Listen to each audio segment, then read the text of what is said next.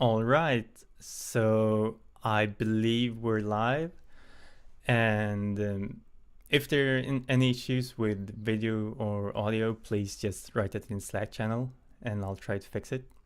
But anyways, my name is Martin, and I'm very happy that Michael asked me to do this live stream with you guys to show you some techniques that I used in my visual essay for class 1.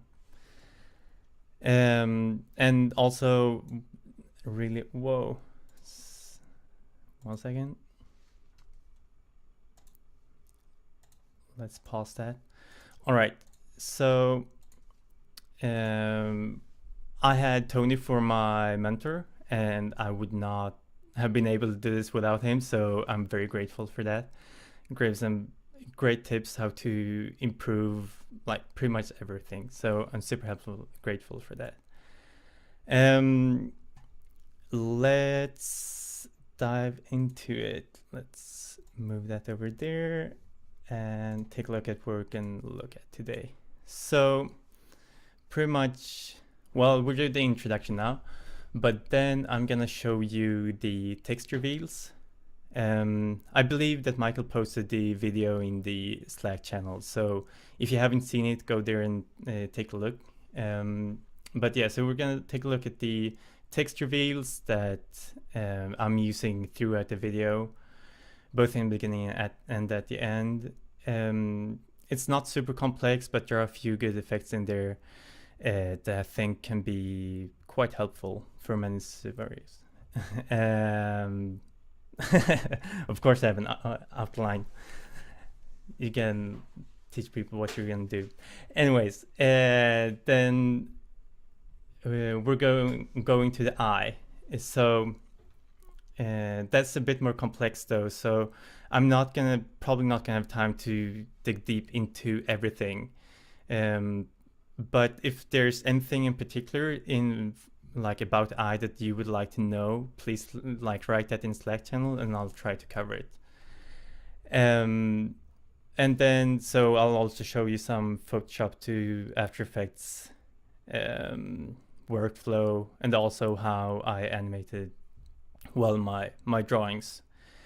And after that, we'll dig into some Cinema 4D to After Effects, and at last, the book scene.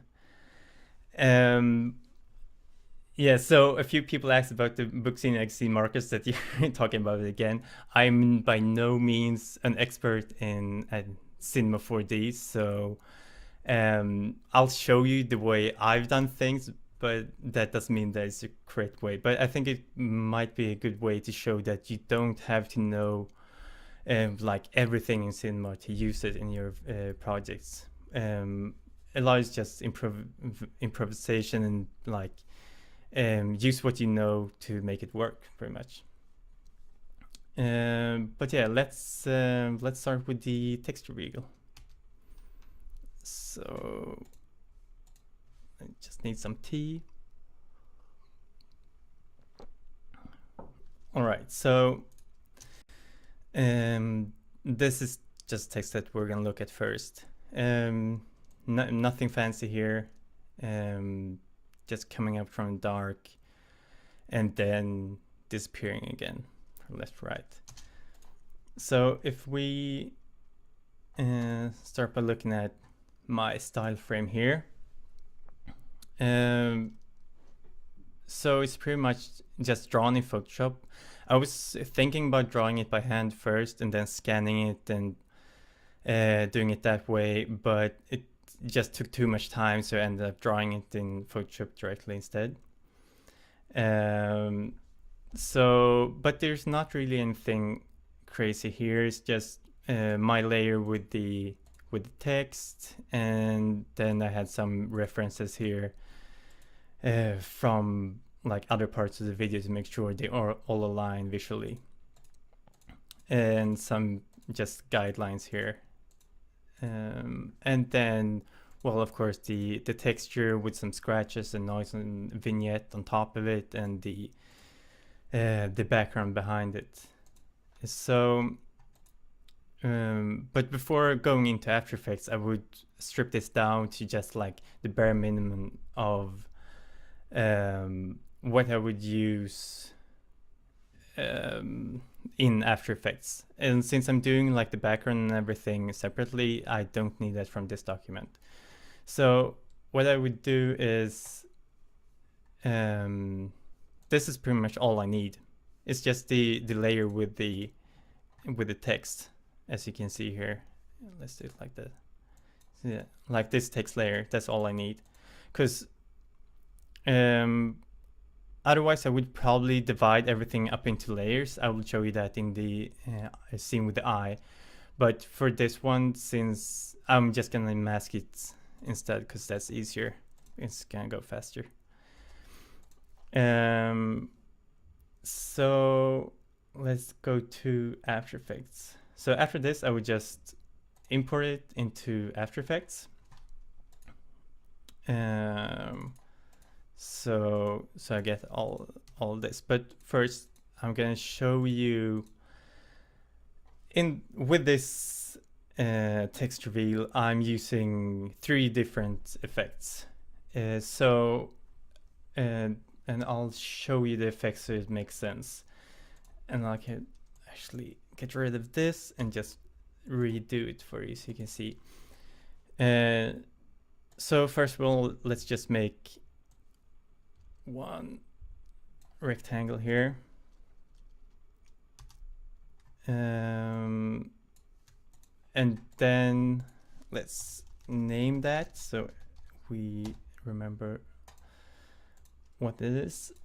So I'm using 3 different effects, and the first one I'll put it on a new adjustment layer, which you can also just right click and new adjustment layer. But then the first effect is a simple choker. It's very simple effect, and what it does is there's just, you can see here, it just removes pixels here at the end or at the edges.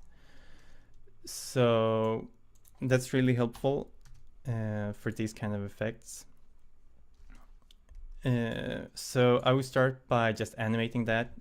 Let's put a keyframe there and maybe move that 20 frames ahead. And then I would choke that until it disappears. And as you can see, then it's animating. It kind of looks like a masking, but instead of using masks. So then to get that kind of like textural feel that I've got throughout the entire video, I want to break up the edges here. Like this is way too clean. It's gonna like stick out. I can't use that. So then I would go to my effects and get roughen edges.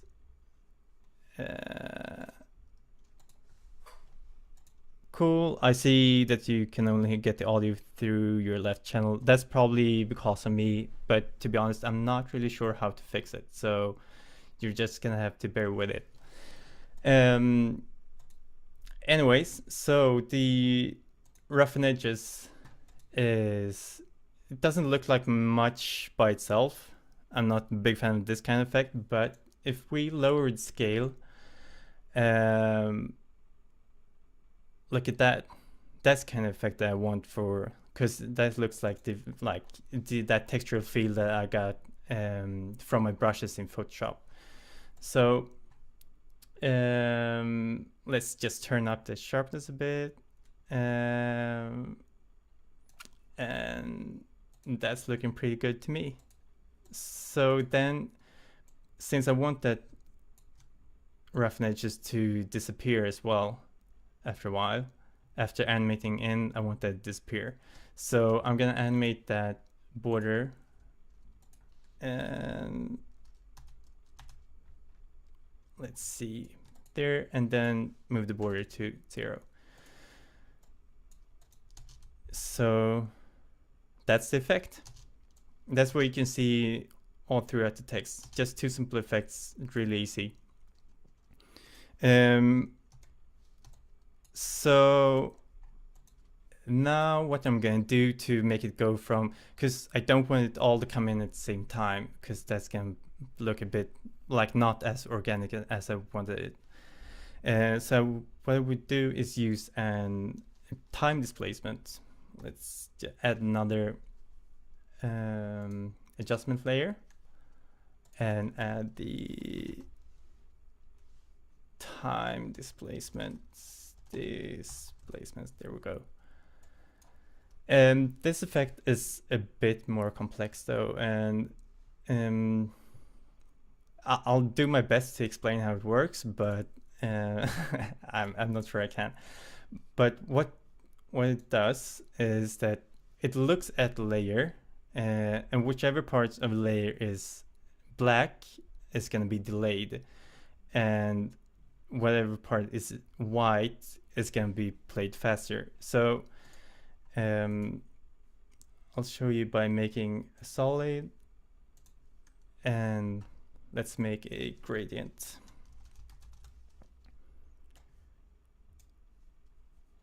So let's move this here and that over there. So basically, well, let's do it the other way. Let's swap those. So whatever is white is going to be played first, and whatever is black is going to be played last. And also first, let's change this. So I have frame rate of 12, so I'm going to change this to 12. Let's just change that to, this is the maximum time that that anything would be displaced in time. So with this gradient, I'm gonna have to pre-comp this like everything else in After Effects, and let's just call this a gradient, or actually let's call it the time displacement. Like that. Oh wait, I need this to put this inside the pre-comp. And now when I'm picking the time displacement there, so I'm going here to pick the displacement that I'm going to use as a source. Can pick that and hide this. So what you'll see now is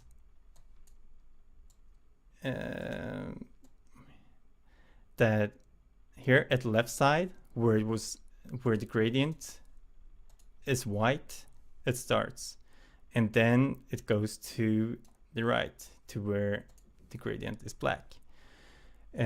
So this is like a very useful effect to get these kind of incremental like movements across the screen.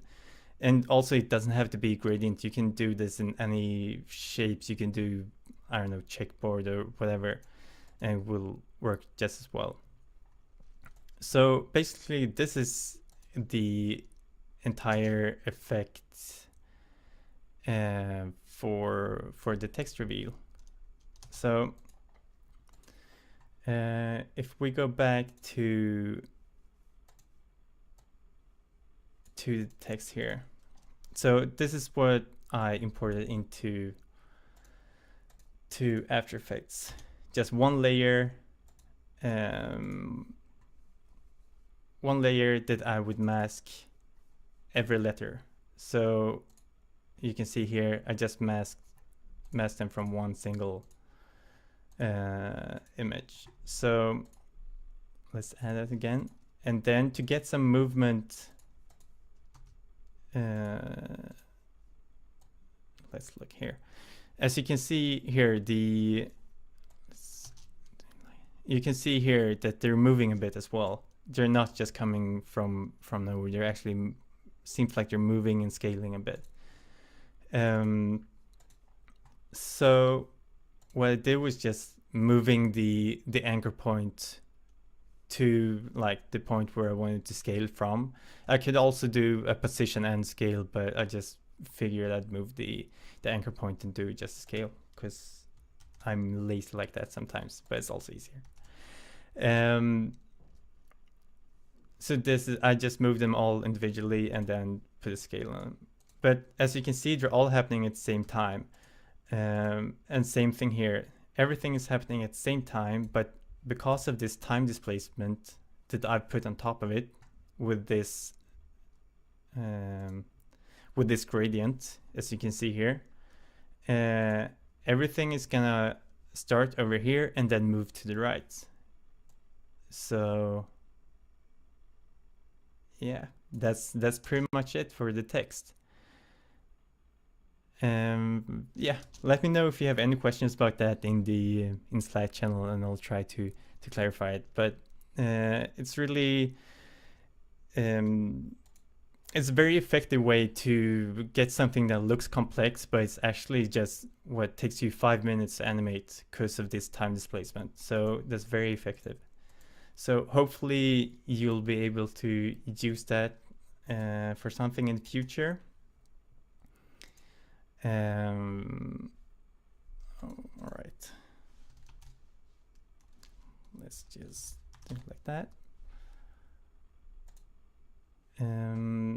All right, so let's move on to the eye, I think.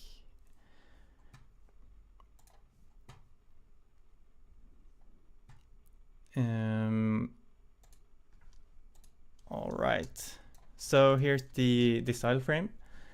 We can just have a quick look here at the actual animation.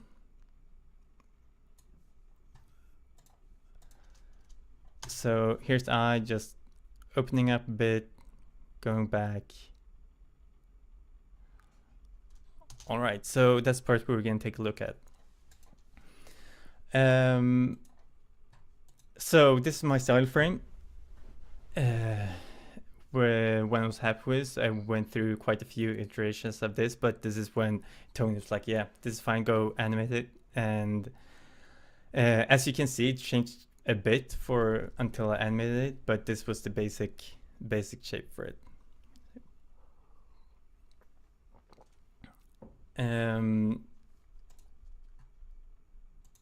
Here though, I just used got an image from, I can't remember, from Shutterstock or Adobe Stock or something, and I used that as a reference to draw on top of it. And I used some of the Kyle brush brushes. That was actually before they incorporated it into Photoshop, but now that they're in Photoshop, that's amazing. I love those brushes. So that's how I got the textural feel too. It's just the Kyle brush. I think it's from the dry media package that I used a few. But so, and don't name stuff like this. This is awful. But so, but when I prepared it for actual animation, I divided everything up in 2 layers, because that's very important that you have everything that you want to move by itself. It has to be in an individual layer. I could also do like I did with the text to mask it, but I think in this case that would be a bit too I don't know, it would take too much time to try to mask this in After Effects, so it's just better to put it on different layers right away. Yeah, as you can see here, everything is on a different layer and named nicely, so I can find it in After Effects. So I would just save this and then import it into After Effects, and let's go there now. Right, so let's see.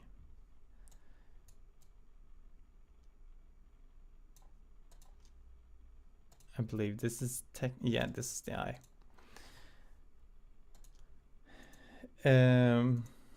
I guess I could show you this.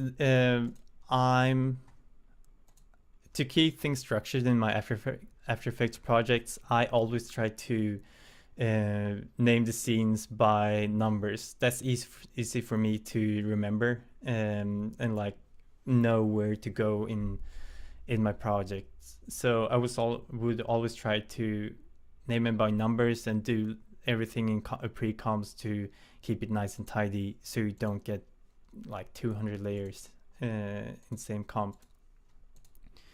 But so this one is number 2, and so this is the, let's change that to have.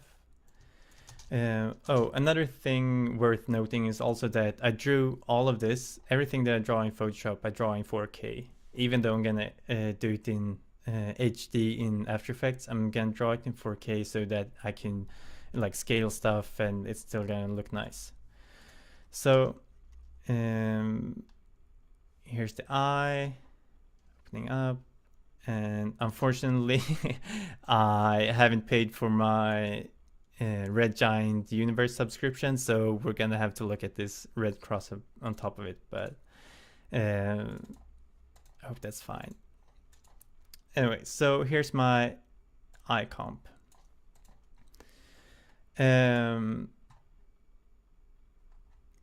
Let's start with, I'm just gonna start by removing all the particular, because we'll get into that a little bit later, but so this is what I imported into After Effects, and I was like, I have no idea how I'm gonna animate this, but I just started doing stuff, and it turned out pretty well. But so what I would start by doing was figure out a way to open the eye, and the way that we do that is to figure that the eyelids were going to be the first thing that we saw. So with the eyelids, I used the exact same effects that we use for text reveal. So we got the simple choker and the roughen edges used in the same way as the text to reveal those. So it kind of looks like they're coming out of nothing. And then to get like the top eyelid here, as you can see, it's warped like that. So I would have to like bend it to make it seem like it's opening above this sphere, which is the eye. So I would use the warp effect, which is very useful. And as you can see here, if I change the warp, I can warp this drawing however I like in even though it's done in Photoshop, so that's really helpful. So we started off by just the eyelids opening up a little bit and then opening up all the way, and at the same time I would have this, sorry, let's close those, and actually let's not show that. Have this stencil that I made from a solid that would reveal everything inside the eye. So I would put everything that's outside the eye on top of this solid. So, and then I would just mask this by itself. So you can see if I put this normal, you'll see that it's just a red solid with roughen edges on it that I'm animating with a mask and putting stencil alpha on it. So, and doing that at the same time, it looks like the actual whites of the eye and the iris and everything, they're behind the eyelids, but they're not. In fact, they're just masking it at the same time. So that's how they're revealing. But I think what's actually making this like the opening of the eye looking really well is this. It's the bulge effect. And I could show, let's actually make a new comp and I'll show you exactly what it does if you haven't used it. Let's just make something like a few rectangles here, and then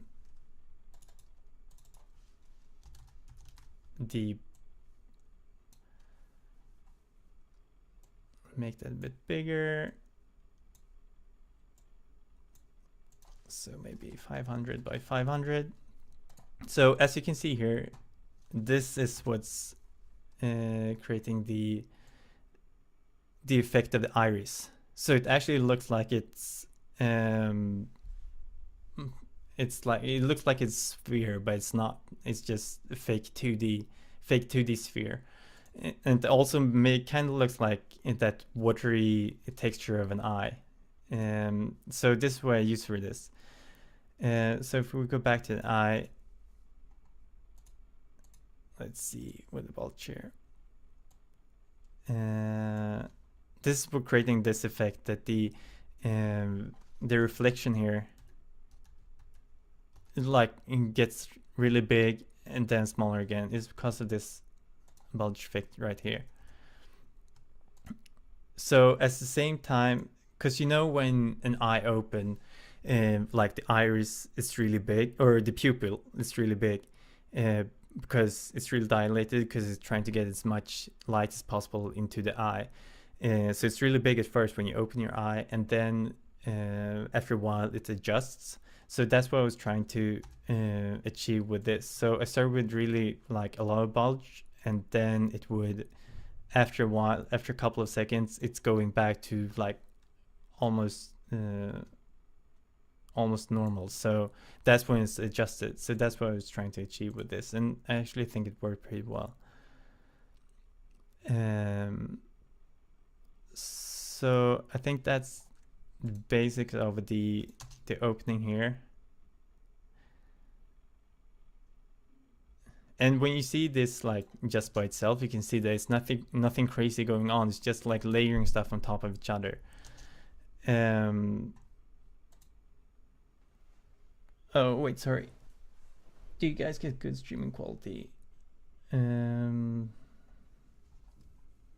Let's see. Okay, so it's just the HD button.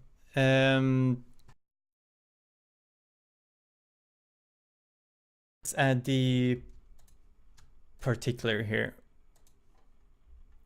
I think that's also what's making you get that very detailed look with the with particular here, because I was actually thinking about trying to do some cell thing here, but figured that using particular, I would probably be able to get this like textural feel to it. I'm not gonna go crazy with particular today, because I think it's it's very complex, and you'll probably find way better tutorials of particular than what I can show you. But I can, let me just get a sip of tea. What I'll show you is that I'm using lights here to animate my particles, and I'm using lights as emitters. So how you do that is that you go here and change it at some point at first, but then you change it to lights. And what that does is that, so if I do it like that, it's always going to be in the middle. But then if I change it to light, you can see that it's going to be animated by the lights that I've got here. And that way I can create, for example, this yellow particular, and then I would change the name to yellow emitter. And then when I create my lights, I would name them yellow emitter, and then they're gonna emit from these lights, and that way I can animate them. And then I would just move these like different distances from the middle, and then connect them, parent them to a null that I would animate and just rotate.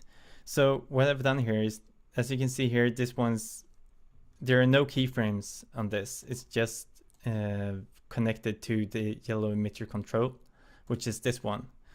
And if I go to this, you can see that on my rotation, I've got this expression that says time times minus 75, which means that it's going to be rotating the entire time, like throughout the comp at a certain speed.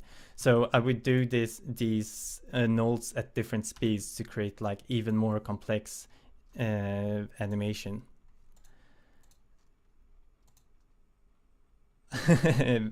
Thanks, Andres. That's great. I was actually thinking about doing this with 3D, but I just figured that like I'm not very good at 3D, so I might as well try to do it in 2D, and it worked out better than I thought. So that's great. Let's see. Is the texture on the particles done using roughened edges as well, or is that look dialed in with particular? It's, as you can see here, it's just particular. Let's see if I can show you. So what I would do is that I created these a lot of these 2 pixel 2 pixel particles, and have the opacity at 100 all the time until they die, because I don't want them to fade. That was very important to get that like that textural feel, because if you look here, like there are almost no gray values here, either white or black. So I tried to achieve that same look here, and then I managed to do it by adding an aux system as well on top of that. So that's how I got the spread. Actually, to be honest, I don't really even remember how I did this. It's just I just played with all the settings to try to achieve the look that I wanted, but basically it's all particular, and the main thing was to keep the particles really small and 100% opacity all the time. So that's pretty much all I can say right now.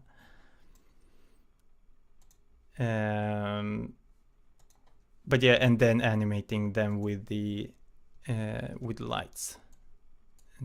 Let's see.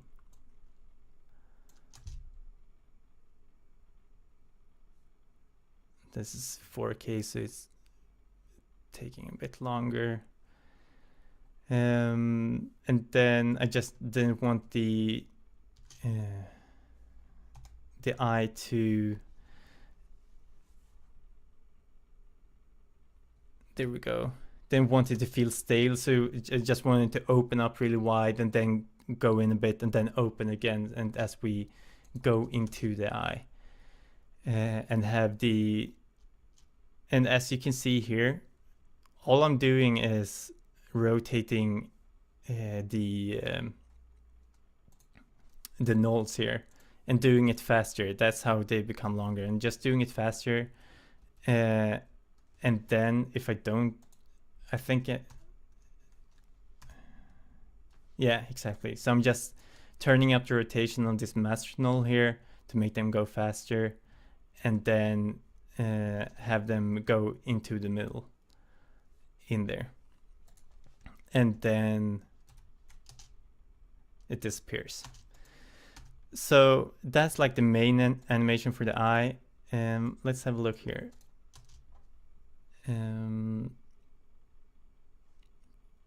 Opens up, goes back a bit. So same thing here. There's nothing 3D. They're not even 3D layers, because I don't really like working with 3D layers that much, because it slows everything down so much. So I try to just work with 2D layers and use scale and position, unless I really need the 3D layers, of course. But like for this one, since I just wanted to seem like it was moving backwards, I could just use scale for it instead. So I'm just scaling there, and then opens up. So this is actually an effect that that Tony told me about, the chromatic aberration from, that's what's causing the red cross here, from Red Giant Universe.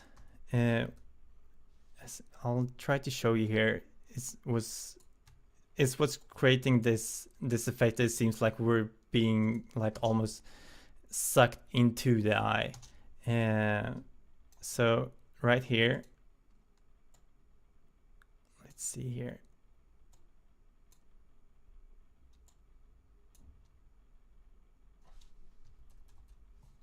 So let's change it to half. So here's chromatic aberration. And you can see what it does here. It's like, it's actually the lens distortion in the chromatic aberration that, I guess it makes the lens like a wide angle, or kind of like a fish eye. So when you do that at the same time as you're zooming into something, it gives you a really cool effect. It's like you feel like you're being sucked into the object. And then on top of that, I'm just, let's see, yeah, doing some rotation as well. So it's the same thing here. Like I understand that maybe the particular might be a bit of an advanced effect, but other than that, it's nothing advanced. It's just like stacking layers on top of each other, and most of it is actually just position and scale and rotation, and then just like doing it in multiple layers to get this like complex effect. So I think that's pretty much for the eye. And then if we go back here and see how it's integrated with the text. Oh, sorry. Let's turn off the sound.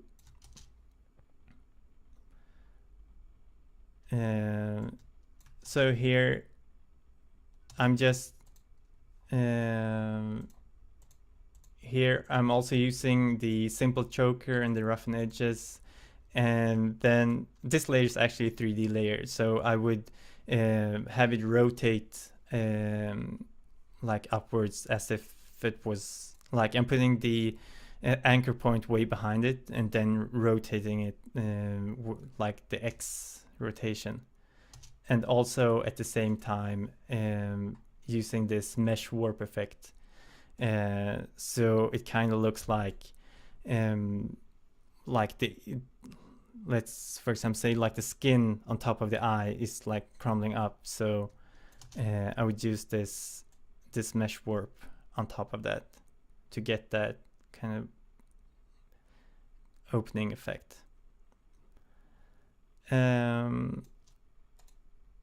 All right, so I think that's pretty much it for the eye. If you have any other questions about the eye, let me know and I'll go through it. But that's the overall. Let me just get some tea.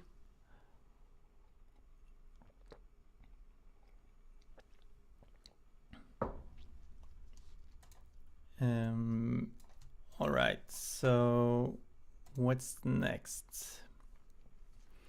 All right, so we're going into Cinema 4D. Thanks, Michael. That mesh warp actually, it helped me so much because I wasn't sure how to achieve that effect at all, but then I remember I had used it sometime way back, so it helped. All right, so Cinema. Not my best application, but I'll do my best to at least show you what I did. Let's put it standard.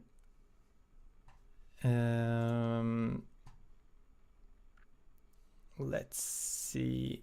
So the part that I'm gonna show you now is this part right after. Whoa, let's turn off the sound. So this part with shapes. Really what I want to show you is how I achieve this this texture here to make it go with all of the hand-drawn stuff and so on. So I really need this noisy effect that actually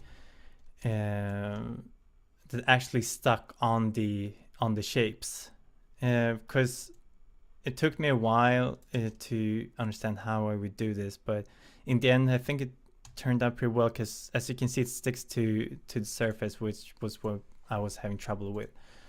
But I'll show you that now. So let's see here. And actually we can start by looking at the scene. This is what all my scenes look like pretty much. It's just two lights, two infinite lights, one from I think it's one from the top and one from the side. So nothing crazy there, and then just a top view camera that I would animate backwards. So I'm going here, let's have a look what this looks like. You can see here all this crazy noise here. It's from, that's the good angle. So let's have a look here. So this is the yellow that I'm editing right now. So what I did was start off by going to the luminance channel and create a cell shader. So what cell shader does is either one color or the other. That's pretty much it. So but what you can do in here is that you can tell it to look at the lights, and that way like the way that's facing the light is gonna be, as you can see here, it's gonna be in this color, and the way that's not facing the light is gonna be this color. And you can add multiple colors here, so you get more of a like gradient thing going on. But the other thing that I realized that you could do is that you could use the bump here, and that's what I did. So when turning on the bump and using cell shader with this use bump on, you can see here that I get this nice textural feel to it. And because like there's less light on this side, like there's mostly gonna be this black but a few yellow spots, and the part facing the light is gonna be mostly yellow with some dark spots thanks to the bump. And then also to like break up the edges, as you can see here, like I don't want this clean edge because that's not gonna look very well with the rest of my style. So I would also add a displacement to that to make this edge like a bit broken up. So that's pretty much it for the texture. So, and when it comes to animation in cinema, like all I do, I know there are all kinds of crazy winds and like deformers and all kinds of effects, but I don't really know how to use that stuff. So I'm just keyframing everything. And I know that's not the most effective way to do things, but well, let's see. So it's just a bunch of keyframes with everything. So if we take a look at this, there's like no read resistance or anything. It's just me keyframing this. So I don't really think there's a lot to say about that. I'll talk a bit more about it in the book scene. But so let's go through the render settings a bit, because I wanted this to like render really fast, because I knew I would need to do a ton of like render tests and see how everything worked. I just wanted to keep it real simple. And so I got the physical render, but like no ambient occlusion, no global illumination or anything like that. So I would just export it as a PNG sequence with the alpha channel, because I don't know, I feel like that's an easy way to work. And then I would import the sequence into After Effects. So this is it. One thing to remember when you're working with PNG sequences, though, is that you have to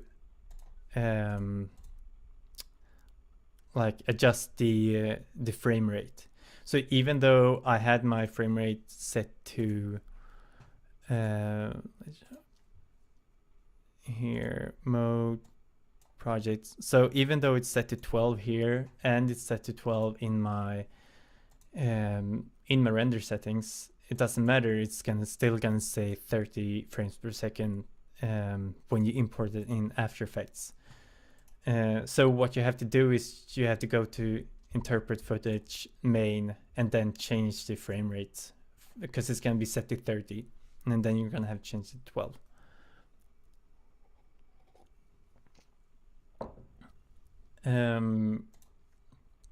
That's something I couldn't figure out first, but that you have to do. So then I would just import that and have my background and my textures and everything animated on top of it. Yeah, and this actually, I don't really think I have time for it, so I'm not gonna show you that. But so that's pretty much my Cinema 4D to After Effects workflow. It's nothing crazy, just PNG sequences. All right, 12 minutes to go. Let's go with the book, since Marcus is very excited about that. I'm sorry to say though, Marcus, that this book project, it's a mess, but I'll show you anyways. So this is what we got.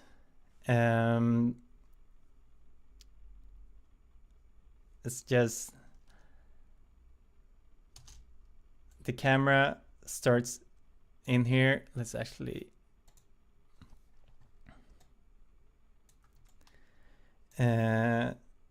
so at first the camera is just looking straight at the book, like this white cover, so it looks completely white, and then moving backwards at the same time as the book is opening, like that. And then I'm just as you can see here, I'm just keyframing the visibility of the objects one by one. And it's the exact same thing here. I'm gonna get to the book in just a second, but with the shapes, they're all just keyframed. There are no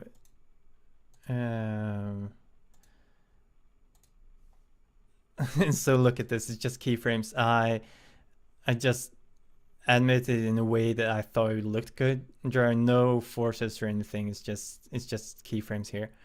And from this angle you can see they like breaks apart, but like from the angle of the camera, it actually looks like it's coming out of the book. And then I would have and they're not even on top of it, but then they're gonna start spinning and going back, but I'm gonna have to change. This price is broken up to a few different projects, and I'll show you why. Here's the reason. This book that I'm using is a plugin called RealBook, It's really cool, and as you can see, it gave a great result. But there was this small problem that you can't close it from the middle. Like all the pages has to go to one side before you could close it, and that's what's happening here. Like I was trying to make this work with all the pages going in together and closing at the same time, but it just didn't work. And I couldn't figure out a way to like use this plugin and close it, and I just couldn't. I'm not good enough to model and animate in Cinema to make this book myself, so I really had to use this plugin. So what I did was that I did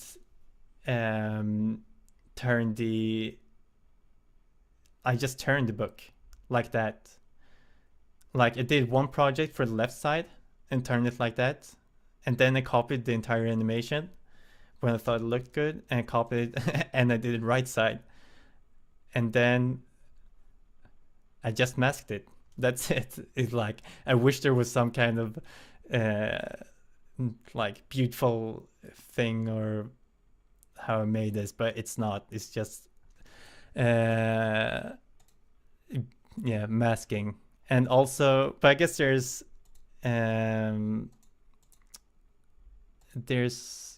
this thing that I also could show. What I did do was that I put a compositing tag on this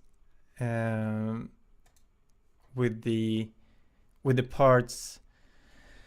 I'm gonna try to explain this, but so if you put an compositing tag on something, you can put an object buffer. Like here, for the null with the shapes, I put compositing tag, and then I put enable and buffer 1. And then you can go into your render settings to get a multipass and like decide which buffers you want to use. And when you do that, you can then do one render, and inside of or like you'll get multiple renders here. So let's do this. So you can see here, I put the object buffer on the left side of the book here for like one of them, and then I put the object buffer on the right side of the book. And because of this, like it's already yeah, kind of masked out. So and then one object buffer for the shapes. So and that way I could composite them on top of each other in After Effects, like from the different projects. So that's how I managed to like get around not being able to close the book, because I just did different projects and imported them all and composited it into After Effects. And so for the transition here, what I did was that I started by animating the camera in for the book scene here. This camera is what I started animating, and then when I felt happy with that movement, I would copy that camera into this scene that was the scene before, because that way, let's see.